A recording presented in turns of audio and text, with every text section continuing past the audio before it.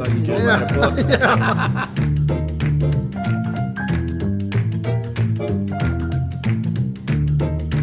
Welcome to another episode of the Supper Club. The Supper Club brought to you by Kuna Food Service, a family-owned tradition since 1918. The Pasta House Company Restaurants. Lordo's Diamonds, your family jeweler for life. Oliva on the Hill. And Fresca Limoncello. Keep sipping, my friends. Welcome to another episode of the Supper Club. I'm Joe Fresca, your host, brought to you by Kuna Food Service. Today we're going to have a really great story, a great company in the St. Louis area, the Enterprise Rent-A-Car story. And here alongside is Mr. Don Ross. Don, welcome to the show. Good morning. Thank you. Yeah, thanks for coming. You're one of the pioneers of the Enterprise story. You went to work for him quite early on in the story of everything and how it all got started. Mr. Jack Taylor started it along with Mr. Lindbergh, Arthur Lindbergh. But he was a used car salesman for Lindbergh Cadillac, correct? He was a sales manager. Oh, sales manager. Yes. Oh, So he started. He went right in there. I think he worked for a while as a salesman, but Mr. Lindbergh knew him from Jack had a prior business, a delivery service, and Lindbergh was one of his customers, and they knew him and recruited him to come to work for him. Really? Became sales manager and learned about the leasing business in the early 50s. It was starting out on the West Coast and the East Coast, which is typical. Things sort of then moved to the Midwest being more conservative. Right. And went and talked to Mr. Lindbergh, took a 50% cut in pay. Right. The story that Andy, his son, who later succeeded him as chairman and president of the company, would tell us he came home one day and talked to the family and said, we're going to open up a leasing business called Executive Leasing Company. This was in 1957. Right. And I'm going to take a 50% cut in pay. So you got to start taking care of your school clothes. We're not going to be able to buy a lot of extras. Make sure that when you're playing baseball with your buddies, Andy, you're not sliding into the sack to get an extra base. Be cool. And Mom's going to have to be a little more efficient in how she cooks our meals and what we do here, but it's really a great opportunity. And he never dreamed it would turn out to be what it turned out to be as a company. But he was a real entrepreneur and willing to take a risk and try things, and started the company in 1957. Yeah. I was fortunate enough to meet him in 1964, and he hired me. I was reluctant to be in the car business, but his commitment to the customers and to the men and women that worked for him and with him, and ways to grow and give them an opportunity. I thought, I was single, why not take a chance? And it turned out to be an amazing opportunity for me. And I was one of the early pioneers when we started the rent-a-car business in the 1963-64. Yeah. So I want to go back to Jack Taylor. He was a what they would call a college dropout, correct? School wasn't much for him. It's not for everybody, right? And tried to go to the Army and was turned away because of hay fever. Is that correct? And then walked down the street to the Navy and got on with the Navy and became a World War II fighter pilot. A hero. He was a decorated Navy fighter pilot, and it was amazing. Amazing. Of course, I resemble not the fighter pilot part, but the school part. Yeah. Jack he didn't like school. He went to WashU for a semester or two, and decided that just was not for him. And he would say World War II saved him from having to stay in school. Yeah. And for me, it was a good fortune because I also had not graduated from college, but that was not a impediment as far as Jack's interest in hiring me, which I am thankful for to this day. Yeah, so he started the company up 1957. You come on in 1964, not too long after. How did he convince you to come on? So a friend of mine was already working for the company. Actually, a friend of mine's, a sister, I had met her brother, was working for the company, and they were starting the rent-a-car business. And he said, Don, I think you'd be a perfect fit for this. I had just finished my basic training at Fort Leonard Wood and was in the Army National Guard. Yeah. And so I had that behind me, and I was getting ready to enroll again in school. But I went out and met with the guys, and I said, I don't think the car business is for me. And you guys are a bunch of nice guys, but I'm going to pass.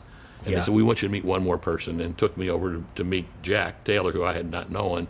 And he talked to me for a while, and he said, Don, I understand your reluctance, but I want to tell you, I have been in the automobile business for a while now, was a sales manager for a dealership, and I saw some of the antics that some of the other competitors did and how they handled customers.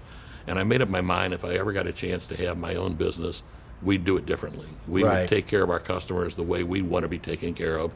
And we're going to take care of the men and women that are part of the team here, that it was executive leasing at the time, that they have opportunities like they would deserve and want to have joining a car business like this. And we're going to be different.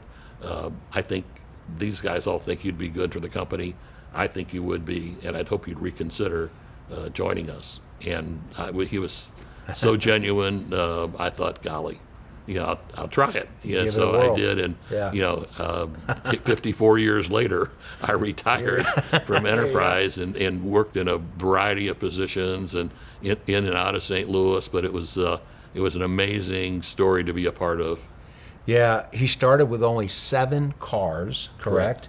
And do you think maybe his military background, as far as customer service and teamwork and looking out for your other guys, do you think, did you see a little bit of that in him when you spoke with him and maybe thought, well, you know what, maybe he and I are pretty linear in how we think how a business should be run as far as a customer service standpoint? Yeah, honestly, because obviously he's the one who closed the deal for you. Oh, right. You no saw question. something in him that was congruent in the way you think.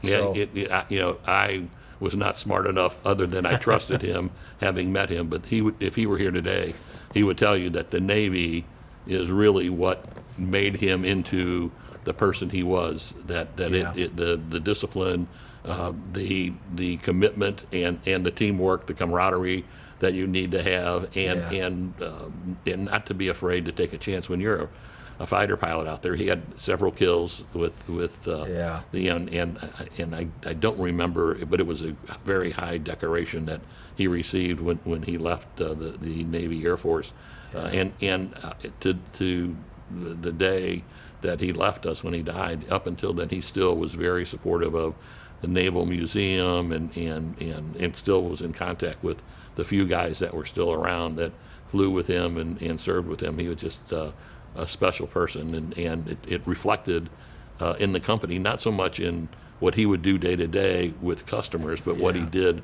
for young guys. I was 21 when I started, and we had a lot of a big part of our early hires were recent college grads, and his model and the way he handled himself was just amazing. Yeah, there's a story with the 7 cars he was given to use.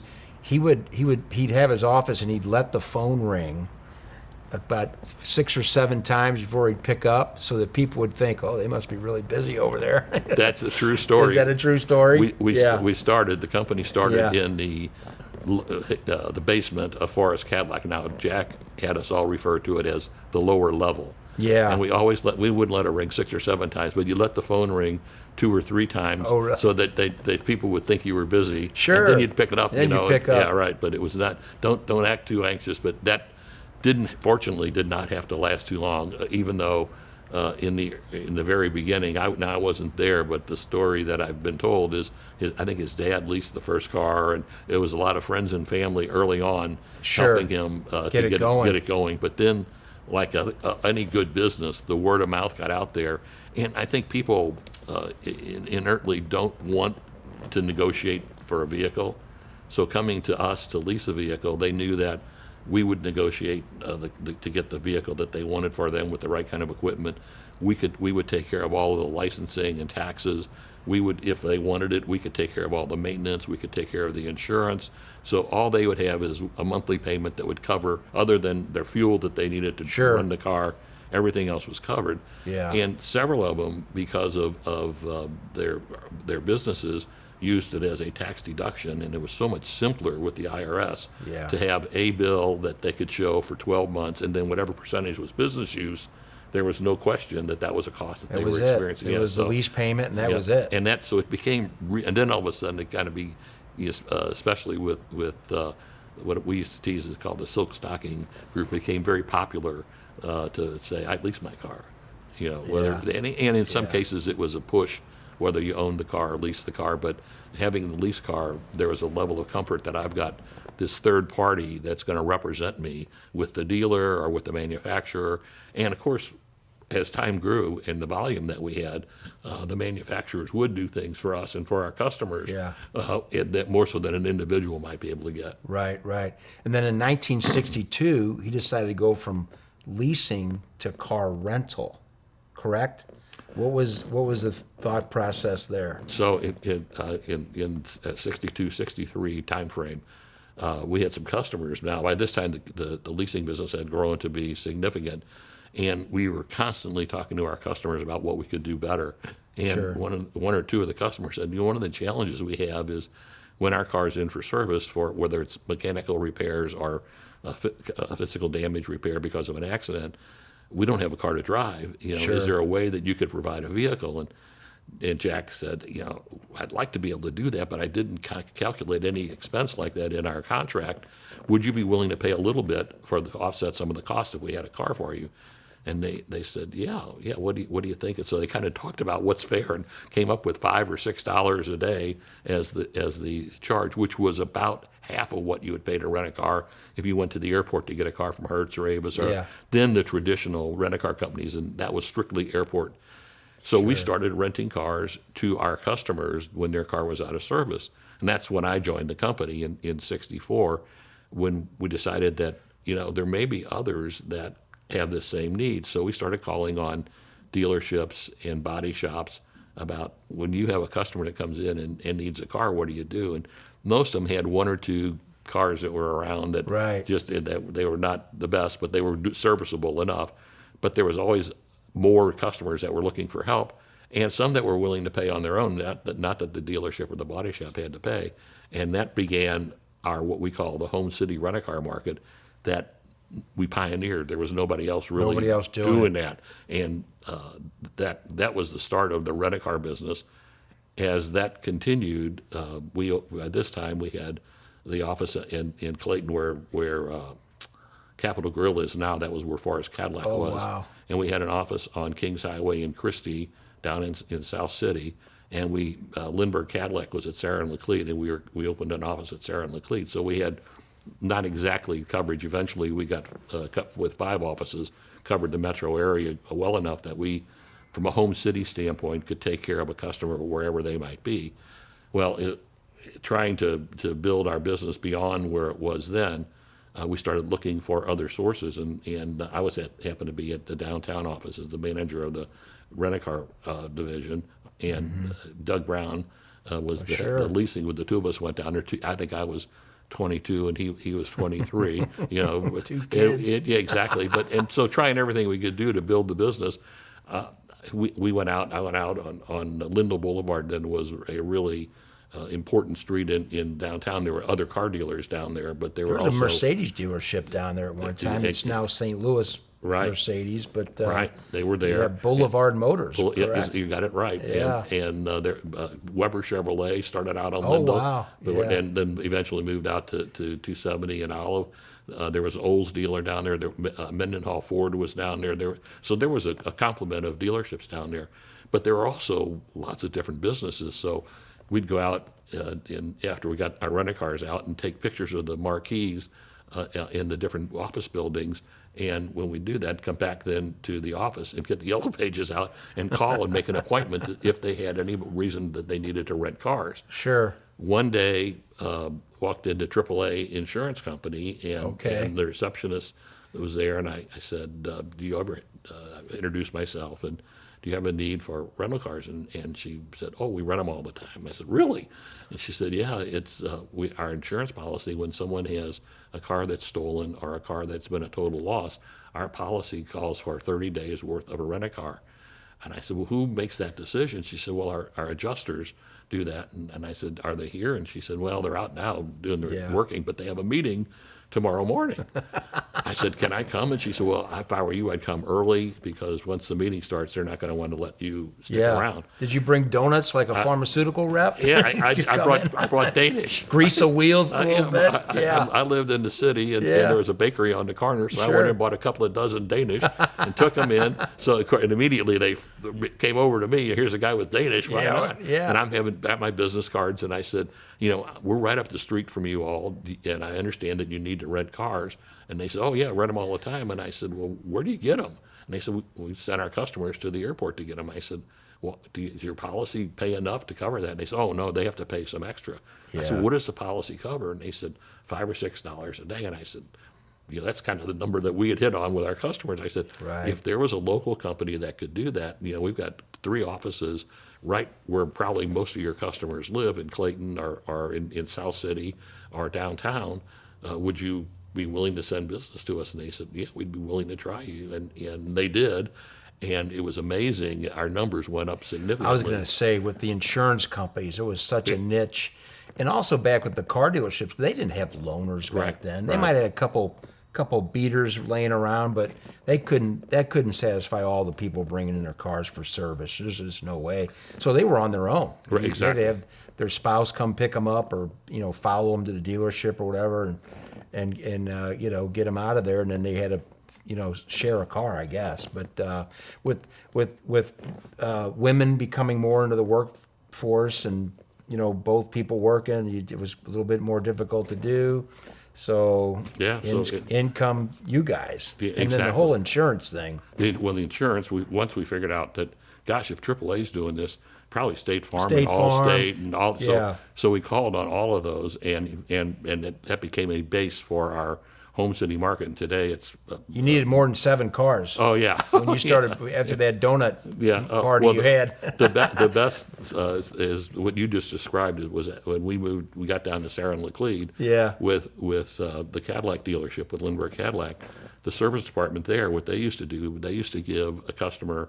They'd have black and white cab, take them to their office downtown, and they'd give them a chit to take a cab back to pick up their car as part of their service.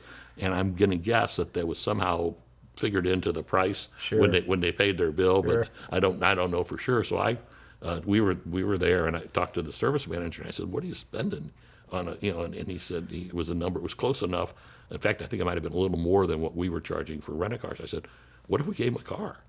I'll charge you $6 a day, for the car. That's what our rate is right now, and 6 cents a mile, or $5 a day and 5 cents a mile. And he said, well, let's try it.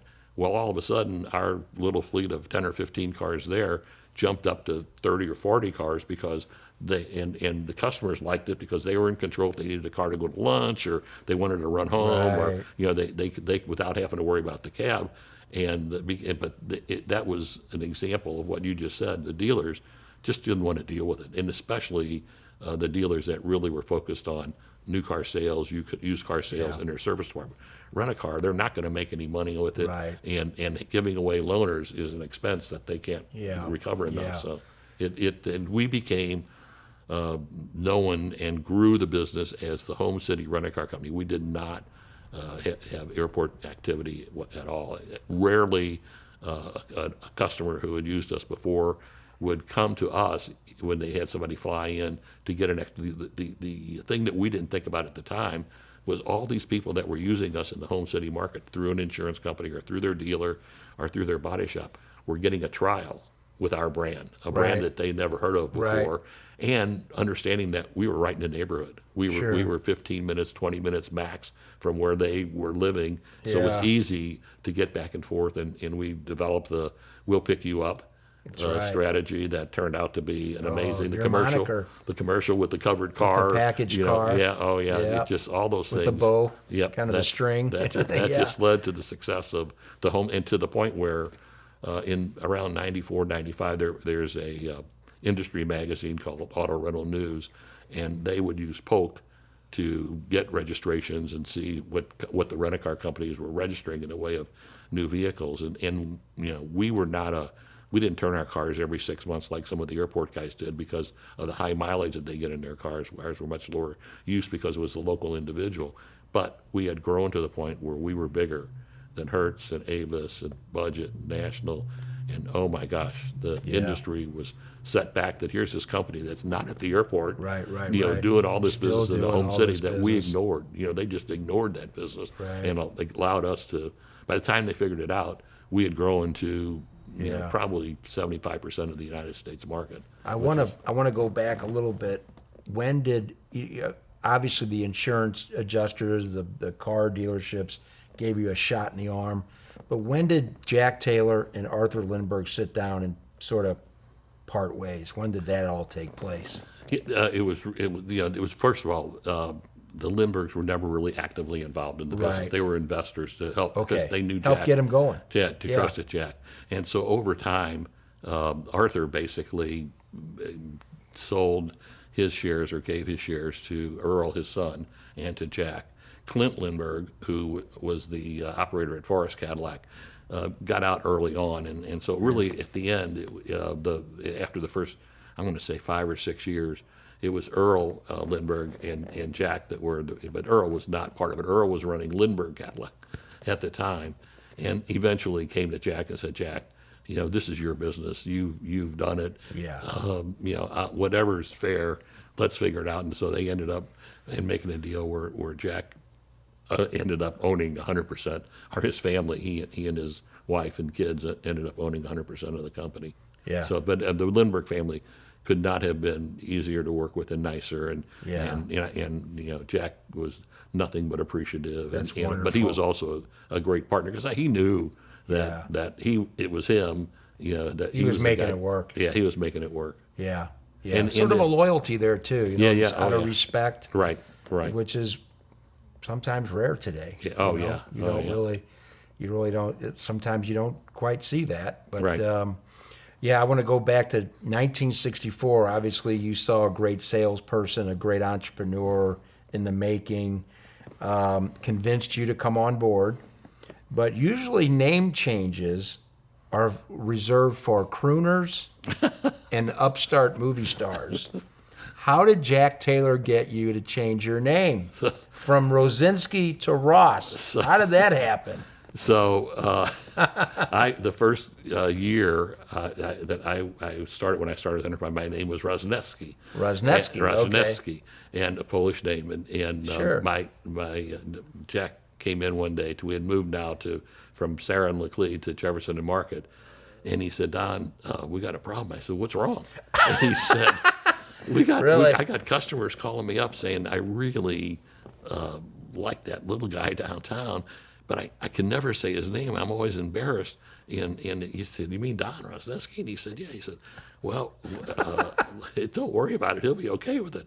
So he comes. I said, well, what's the problem? He said, well, what do you think about doing something with your name? And I said, Jack, my dad and my grandfather both used Ross in business. My grandfather had a couple. They did? Yeah. Okay, so there's some history here. Yeah, but they used in personal life Rosneski. So my dad marries my mom, has my sister and me, and we're all Rosneski. But he works for Anheuser-Busch. He's Ross. Yeah. My right. grandfather owns a couple of little bodega in a bar and some stuff in South City. His family was all Rosneski, but for that business, he was Ross. So I said, you're kind of like Tony Bennett. Yeah. He's really Tony Benedetto. Yeah, But exactly. in his professional life, he was Tony Tony Bennett. Bennett. Yeah. So I said, I could. You're in good company. That's right, definitely. I can't sing like Tony Bennett did, but Can you paint? He was a good painter. He's a hell of a I painter. can rent cars. I know You how can to rent cars. You knew how to do that. Yeah. So I said I could use Ross. He said, That's a great idea. Let's do it. Wow. Well, the next day he shows up again with business cards. Don Ross. He was on top of it. Yeah. So he's like, here you go. We're in. So I became Ross and never looked back. Then later, actually changed. I called my dad because we have 3 sons. Sure. And so they were. I did the same thing. I was using Ross at business and Rosneski with my family. So Sure. Nancy and I were married. We have 3 boys. They were born as Rosneski, and it was my one son got in trouble at school because he put Ross on his paper instead of Rosneski for the teacher, and she put a big red mark on it. And what's this all about? And so Nancy and I talked about it, changing the name legally to Ross. That had never been done. So I said, before we do that, I have to call my dad, because basically our kids are the last ones that I know of in the United States with that name, and to see how he feels about it. And he was unbelievable. He said, Don, you got to be kidding me. We've been using Ross. I just didn't want to spend the money to do it legally, so we just did it as an alias. Yeah. And I said, well, I'm going to go to court and change it, which I did. And so the boys are all Ross, and we're Official. legally, our name is Ross. But. One last question before we go to break. Okay. What was your first job as a young man, a kid maybe? What was the first job you had? Sold newspapers. No kidding. Yeah, Saturday, the Post and Globe paper. You and a Supper Club alumni, Keith Barquette. Yes. He sold newspapers. I set pins. There was a place, Alhambra Grotto up on Grand and Shenandoah or someplace like that. You were a pin setter. On Friday nights, it was women's night, and I would set pins up there. I think we made like 15 cents for a game, so make like 45 cents or 50 cents or something like that. Yeah. But and I used to have a blast with it, though, because these ladies would be back there yucking and check. I'd kick over pins for them. So if they left, They give you a bigger tip, yeah, right? exactly. Yeah, they did. And maybe a soda. You get a soda. That's night. it. You get a soda. That's what you get. That was the tip, a soda. Here you go, kid. How about a Fresca? That's it. That was it. But and then in high school, I worked for Bettendorf Wrap. But that Schnucks eventually bought them. I worked in the dairy department and just filled the eggs and milk and did stuff like that. Yeah, and then after that, came to work for Enterprise. Even though at Bettendorf, I worked full time in the summers and whenever I had, they would put me on for hours whenever they could, and whenever I could. But Enterprise really, what I would call my first really committed full-time job was Enterprise at age of 21. I was turned 21 in August, and I started with Enterprise in September of that year. Did you have a paper route or a paper stand? Oh no, I had a paper route. Okay. You had two On a bike? No, it was. You walked it. We had 2 carts that you'd hook the handles on, and Okay. you'd put the Post in one and the Globe in the other. Oh, you did it for was both companies. on Saturday night, and you'd pick them up at a garage. Sure. And you had a territory around there that you would go and basically and people would come out and buy a paper from you, and then. I can't remember what it was, but we made like a nickel a paper. It was maybe the paper was a quarter, and we made a nickel a paper or something like that. And then whatever you didn't sell, you brought back and gave back to the guy. But it was it was an experience. And as a pin setter, where I went to grade school, Epiphany School in South St. Louis, there were Epiphany lanes. Yeah, they had I a remember bowling that, sure. alley at Epiphany. Yeah. And I didn't do it, but a lot of my classmates set pins because they didn't have the automatic Brunswick pin setters yet, and they would sit back there. And man, those summers were hot. They'd be back there, man, and they earned every quarter they made. Let me tell you, this was back in the 70s, So that's brings back some memories for sure. Yeah, I only did it once for men. Men were because you'd sit on there was a rail there that you'd sit on between the and you had to pull your feet up and kind of get out of the way. But the men would throw it, and the pins would fly everywhere. Yeah. Where women, it was less of a challenge. They were not as strong. Yeah, and they were less serious too. You could they were. and they were not drinking beer like the guys were. No, so it's just. Yeah, so they were putting a little more oomph and spin on it, and more bang, and those pins would go flying all over the place. I caddied for a while too. Oh, did you? Okay. I caddied. Okay. But it was all and usually it was short-lived. in 6 months, or I'd move on to the next thing, whatever. Yeah, sure. It was intriguing. Yeah, well, you learned a lot that way Yeah. in different arenas and whatnot, and Right. prepared you for what you did for the longest period of your illustrious work career. But Yeah. we're going to hold on there. We'll be All right. right back after these messages at the Supper Club. Kuna Food Service, providing quality food to people across the Midwest, is part of our rich history at Kuna because food brings people together. We specialize in having a large variety of food products and food supplies, catering to an array of businesses that turn to us. Kuna Food Service, a family-owned tradition since 1918. Oliva on the Hill. It's Italy in the city. With exquisite old-world charm, this ideal setting is perfect for your next special event, wedding, just having lunch, or enjoying Wine Down Wednesday and the Antique Market. Check it out, olivaonthehill.com. Lordo's Diamonds, your family's jeweler for life. Family owned and operated for over 70 years, specializing in engagement rings, fashion jewelry, gemstones, and in-house jewelry repair. Relaxed, friendly atmosphere, competitive pricing, and a selection second to none. Conveniently located just west of the Galleria on Clayton Road. Lordo's Diamonds, your family's jeweler for life. LordosDiamonds.com. Joe Fresta for Fresta Limoncello. My handcrafted small batch citrus liqueur is perfect for sipping or pouring in a cocktail. All natural, gluten-free, Fresta Limoncello is sold at Schnucks, Dierberg's, Straub's, Total Wine, and local restaurants. Fresta Limoncello. Keep sipping, my friends. Welcome back to the Supper Club. We're here with Don Ross with the Enterprise Rent-A-Car story. It's just been fabulous thus far. There's a lot more to talk about.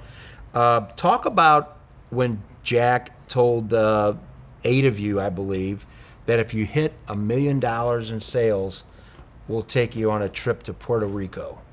Yeah, How did that was in the early days. That was a motivator, right? Yeah, oh yeah, and it was his way. Yeah. I think that down deep he knew that there was a real possibility. It would be a stretch. Yeah. But it was so. But it was the real opportunity there. It was amazing. Yeah. We hit it, and he flew us first class to Puerto Rico Right. with our spouses. But that was Jack. I remember February was always a tough month Yeah. for us too. Yeah. Because in the early days we were not sophisticated enough to understand that in a long month revenues were going to be higher and expenses were not going to change that month. Yeah. But in a short month, revenue was not going to be the same, but the expenses were going to be like they would be for a 31-day Sure. month. So February was always a challenge in the early days to make money. And this one February, gosh, it was probably 66 or 67. We had February. We made money. Jack called. I was at downtown at Jefferson and Market, or maybe I was at South Kings Highway by then as the manager. And he said, "Hey, we had a first time ever made money in February. There was a bar right by the office on Hanley and Carondelet, the Huki Lao Bar. Okay. It was a Polynesian food and the really? bar, but it was close to the office. He said, "We're going over at 6 o'clock. Meet us there." So Really? we go over there, and there's maybe 10 of us Yeah. there, and we order a drink, and we're talking and celebrating the fact that we made money in February. And Jack said, "Anybody else want another drink before I close out the tab?" And they said, "You're closing the tab." He said, "We've already spent what we made in February." So it wasn't that much money. It was the idea, but But it was important to him to bring you guys together, have that camaraderie. You guys were the 8 of you were the pioneers of this company, moving it forward. Bit by bit. We'd hang out in his office or the sales manager's office. Bob Mohan was our sales manager then. At Christmas time, Yeah. and just maybe have a bottle or two of liquid there with us to get our vocal cords up, Yeah, okay. sing Christmas carols. I mean, here, Really? here, adult men, hanging out together, and usually a couple of the receptionists or some of the Would chime in. They'd come in, but I mean, it was we Yeah. liked being with each other. It was Yeah. so much. We used to go to Bush's Grove was that once a month we'd have a sales meeting. After the sales meeting, we'd go to Bush's Grove, and then what a great place! Yeah, that was. and I mean, we just had it just was the camaraderie was a big part, I think, also. And that started with Jack. I tell people this all the time. With myself personally, I viewed Jack as my boss, and then he became my mentor as I got more responsibility in the company, and then later. When he was backing out of the company, he just became my friend. Yeah, right. And it was an amazing thing for me to have that kind of opportunity. And then his son comes along and just follows in the same footsteps, a little different, more process-driven, but the same motivation. And his sister, who runs our foundation and at the company, was right there. And the two of them were on the same page, which is great in a family business. And now we've got the third generation with Chrissy running the business, and they haven't. In fact, it's getting even better than it was under her leadership. So, which is hard to imagine. You can't help but think that he had to go back on his military experience. You know, being a fighter jet pilot. How you get to rely on people. When he brought the 8 of you guys together, that. You know, like when you're putting together any kind of a team in sports, got to make sure guys gel and complement each other. This guy's, you know, he might do this better than that, and just kind of brings the team together. Did you feel that? You know, going back to that happy hour you guys met at, and it just kind of realized that, boy, we're just all, you know, all great guys, and we all get along. We want to see each other succeed. Did you see that? The same vision. Basically, he helped us have the same vision. That's how we built it. Right. Built on his military experience. It wasn't always perfect, but we made mistakes. Never sure. is, but and that was one of the biggest challenges for Jack, and where the transition to Andy was so valuable was. Jack wanted to know everybody and wanted to be comfortable and wanted everybody to succeed. And not that Andy didn't want him to, but Andy understood the bigger picture of and they often joked about how they were born in the right order, that Jack coming first and Andy coming second continued the ability for the business to grow like it did. In fact, Jack used to joke, we'd get our managers together, now there'd be hundreds of them, and he'd say, you know, I told Andy not to let this thing get this big because I don't get the chance to know all of you. And he meant it. He really meant it. He wanted to know her. So it was a real, but I think you spot on. That was part of the military. And as I said, he would tell you the same thing. Yeah. He learned so much from his Navy experience. And when you're flying with 7 or 8 other people in a squadron. You're looking out for each other's back. And the communication is critical. Mm-hmm. There's no doubt about it that had an impact. On. He wasn't flying jets; he was flying props. Right. Like the Red Baron. Yeah, he was the Red Baron up there. Right. Well, and then in 1969, he decides to change the name from Executive Leasing to Enterprise, correct? So, yes. What was the thinking there? So the reason for the name changes, we were executive in St. Louis and doing really well there, but in 69, we were looking at expanding to other markets. And what we found out was there were other executive leasings in other markets. So really, the choices you had were to try to buy the name from them or just go ahead and ignore it and fight them later in court on usage, who had it first and all that kind of stuff. Or to come up, we liked the E logo that we had. You wanted to keep that graphic. So we wanted to find something that began with an E. Probably in hindsight would have been better to find something that wasn't a word like an Exxon did, where it's not really a word. But Jack, there were 5 or 6 of us, and we didn't hire a consultant. We were just talking about what other words do we know that have an E. And Jack said, when I was in the Navy, I flew off the Essex. And he said, Essex doesn't sound very... And I flew off the Enterprise. We said, ooh, Enterprise, that sounds... So... Again, he's hearkening back to his military experience. So we became the Enterprise. Now, it's a longer word, so it's harder with signage, but the E was really critical. Right. But we became Enterprise. But we only became Enterprise outside of St. Louis. So as we opened up offices so Atlanta, Orlando, and Kansas City were the first 3, and we were Enterprise there. We stayed executive in St. Louis until probably 74.